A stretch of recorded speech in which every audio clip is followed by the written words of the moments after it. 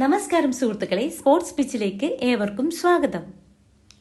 പരമ്പരാഗത ക്രിക്കറ്റിന്റെ നെടുന്തൂണായ ലോങ് ഫോർമാറ്റിൽ വലിയൊരു വിപ്ലവത്തിനും പുതിയൊരു തന്ത്രപരമായ പരീക്ഷണത്തിനും BCCIയുടെ തിങ്ക് ടാങ്ക് ഇപ്പോൾ രഹസ്യമായി കളമൊരുക്കുന്നു എന്ന സൂചനകളാണ് പുറത്തുവരുന്നത്. കളിയുടെ ശൈലിയെയും വേഗതയെയും പൂർണ്ണമായി മാറ്റിമറിക്കാൻ പോകുന്ന ഈ ഒരു പ്രധാന നീക്കത്തെക്കുറിച്ച് നിലവിൽ ക്രിക്കറ്റ് ലോകത്ത് സജീവമായ ചർച്ചകൾ ആരംഭിച്ചു കഴിഞ്ഞിട്ടുണ്ട്. ഒരു ടീമിന്റെ വിജയപരാജയങ്ങൾ നിർണയിക്കുന്നതിൽ അവിടുത്തെ ഓപ്പണർമാരുടെ പങ്കും അവർ വരുത്തുന്ന ഇമ്പാക്റ്റും എത്രത്തോളം വലുതാണെന്ന് നമുക്ക് കൃത്യമായി അറിയാവുന്ന കാര്യമാണ്.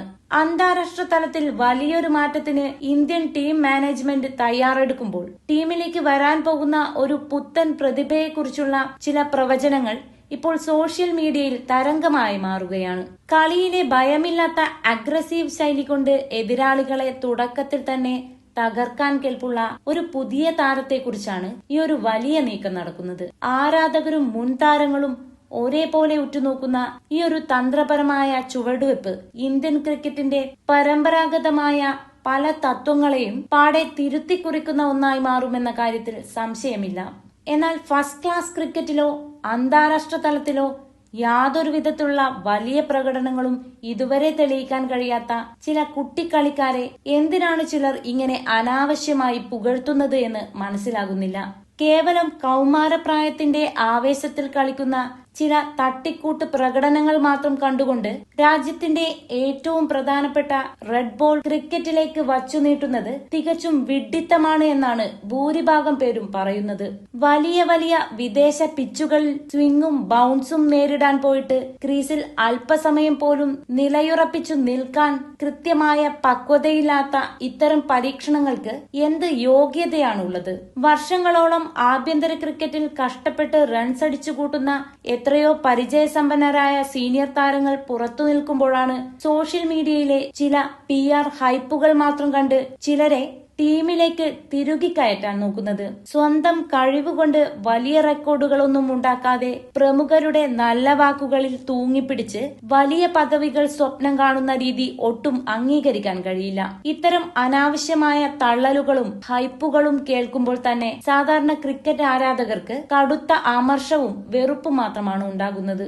അതുമാത്രമല്ല, 2020 കളിലും ഏകദിന മത്സരങ്ങളിലും മാത്രം കാണിക്കുന്ന ചില കാട്ടിക്കൂട്ടലുകൾ വെച്ചുകൊണ്ട് ടെസ്റ്റ് ക്രിക്കറ്റിന്റെ മഹത്വത്തെ വിലയിരുത്താൻ വരുന്നത് തികച്ചും വിചിത്രമായ ഒരു കാര്യമാണ്. കളിയിലെ സമ്മർദ്ദഘട്ടങ്ങളിൽ എപ്പോഴും വിക്കറ്റ് ദാനം ചെയ്യുന്ന, സ്വന്തം ഇന്നിംഗ്സ് പടുത്തുയർത്താൻ യാതൊരു ഉത്തരവാദിത്വവുമില്ലാത്ത ഒരാളെ എങ്ങനെയാണ് ലോകം കണ്ട മികച്ച ഇതിഹാസങ്ങളുമായി ഉപമിക്കാൻ സാധിക്കുക? BCCIയുടെ അന്ധമായ പിന്തുണയോടെ ഇത്തരം താരങ്ങളെ വെച്ച് ഇന്ത്യൻ ടെസ്റ്റ് ടീം മുന്നോട്ടു പോയാൽ നാണം കെട്ട തോൽവികൾ മാത്രമായിരിക്കും വരും ദിവസങ്ങളിൽ നമ്മളെ കാത്തിരിക്കുന്നത്. പ്രായവും അന്താരാഷ്ട്ര തലത്തിലെ പരിചയക്കുറവും വലിയൊരു വെല്ലുവിളിയായി നിൽക്കുമ്പോൾ കേവലം ചില പ്രവചനങ്ങൾ മുൻനിർത്തി ഇത്തരം കളിക്കാർക്ക് വേണ്ടി വാദിക്കുന്നത് ഇന്ത്യൻ ക്രിക്കറ്റിനെ നശിപ്പിക്കാൻ മാത്രമേ ഉപകരിക്കൂ. വലിയ വലിയ വമ്പൻ ടീമുകളോട് മുട്ടി നിൽക്കാൻ പോലും കെൽപ്പില്ലാത്ത ഈ പുതിയ പരീക്ഷണങ്ങൾ വലിയൊരു നാണക്കേടിലും ദുരന്തത്തിലും മാത്രമായിരിക്കും അവസാനിക്കാൻ പോകുന്നത് എന്ന് ഉറപ്പിച്ചു പറയാം. ആഭ്യന്തര ക്രിക്കറ്റിന്റെ നിലവാരത്തെ പാടെ തഴഞ്ഞുകൊണ്ട് ഇത്തരം സോഷ്യൽ മീഡിയ കളിക്കാർക്ക് അവസരം നൽകുന്നത് ഇന്ത്യൻ ക്രിക്കറ്റിനെ നശിപ്പിക്കാൻ മാത്രമേ ഉപകരിക്കൂ. കഴിഞ്ഞ ഏതാനും വർഷങ്ങളിലെ ഇന്ത്യൻ ക്രിക്കറ്റിന്റെ ചരിത്രം എടുത്തു പരിശോധിച്ചാൽ ടെസ്റ്റ് ഫോർമാറ്റിൽ അഗ്രസീവ് ബാറ്റിംഗ് ശൈലി കൊണ്ടുവന്ന നായകന്മാരും ഓപ്പണർമാരും ടീമിൽ ഉണ്ടാക്കിയെടുത്ത വലിയ ഇമ്പാക്ട് നമുക്ക് കൃത്യമായി കാണാൻ സാധിക്കും. ഇന്ത്യ കണ്ട എക്കാലത്തെയും മികച്ച ഇതിഹാസ ഓപ്പണർ വീരേന്ദ്ര സേവാഗ് ആദ്യ പന്ത് മുതൽ ബൌളർമാരെ അടിച്ചൊതുക്കി ടീമിന് നൽകിയിരുന്ന ആ ഒരു മാനസിക മുൻതൂക്കം തിരികെ കൊണ്ടുവരാൻ നിലവിലെ പല കളിക്കാർക്കും കഴിഞ്ഞിട്ടില്ല എന്നതും ഒരു വലിയ യാഥാർത്ഥ്യമാണ്. ടെസ്റ്റ് ഫോർമാറ്റിൽ ഭയമില്ലാതെ കളിക്കുന്ന, അതേസമയം പവർ പ്ലേ ഓവറുകളിലെ പോലെ ബൌളർമാരെ നിലം തൊടാതെ പറത്താൻ ശേഷിയുള്ള യുവതാരങ്ങളെ കണ്ടെത്താൻ സെലക്ടർമാർ വലിയ രീതിയിൽ ബുദ്ധിമുട്ടുന്ന ഒരു സാഹചര്യം മുൻപും ഉണ്ടായിട്ടുണ്ട്. ആഭ്യന്തര തലത്തിലും ജൂനിയർ ക്രിക്കറ്റിലും സമാനമായ രീതിയിൽ മികച്ച പ്രകടനങ്ങൾ പുറത്തെടുത്ത് സ്വന്തം ടീമിനെ വിജയങ്ങളിലേക്ക് നയിച്ച പല താരങ്ങളും പിന്നീട് അന്താരാഷ്ട്ര അന്താരാഷ്ട്ര തലത്തിൽ തങ്ങളുടെ സാന്നിധ്യം അറിയിച്ചിട്ടുണ്ട്.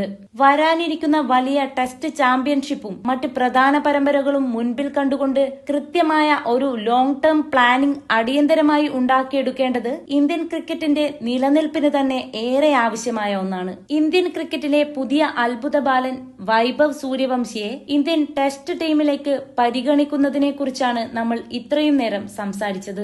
വെറും 15-ാം വയസ്സിൽ തന്നെ ടെസ്റ്റ് ക്രിക്കറ്റ് എന്ന ഫോർമാറ്റിന്റെ മഹത്വം മനസ്സിലാക്കാൻ സൂര്യവംശിക്ക് സാധിച്ചുവെങ്കിൽ അവൻ ടെസ്റ്റ് കളിക്കാൻ പൂർണ്ണ യോഗ്യനാണെന്ന ചർച്ചകളാണ് ഇപ്പോൾ ക്രിക്കറ്റ് ലോകത്ത് സജീവമാകുന്നത്. മുൻപ് പറഞ്ഞ അസൂയക്കാരുടെയും വിമർശകരുടെയും എല്ലാ കുത്തിത്തിരിപ്പുകൾക്കും ചൊറിച്ചിലുകൾക്കുമുള്ള മാസ് മറുപടിയായി സൂര്യവംശിയെ ടെസ്റ്റ് ക്രിക്കറ്റിലേക്ക് പരിഗണിച്ചാൽ സാക്ഷാൽ വീരേന്ദ്ര സേവാഗിനെ പോലെ ഒരു ഇതിഹാസ താരത്തെ ഇന്ത്യക്ക് തിരികെ ലഭിക്കുമെന്നാണ് വിലയിരുത്തപ്പെടുന്നത്. ഇതുവരെ ടെസ്റ്റ് ക്രിക്കറ്റിൽ സൂര്യവംശിയുടെ വലിയ പ്രകടനങ്ങൾ കാണാൻ സാധിച്ചിട്ടില്ലെങ്കിലും തന്റെ ആക്രമണ ശൈലി ഉപയോഗിച്ച് 2020കളിലും ഏകദിന മത്സരങ്ങളിലും മികവ് പുലർത്താൻ ഈ ഇടങ്കയ്യൻ ബാറ്റർക്ക് സാധിച്ചിട്ടുണ്ട്.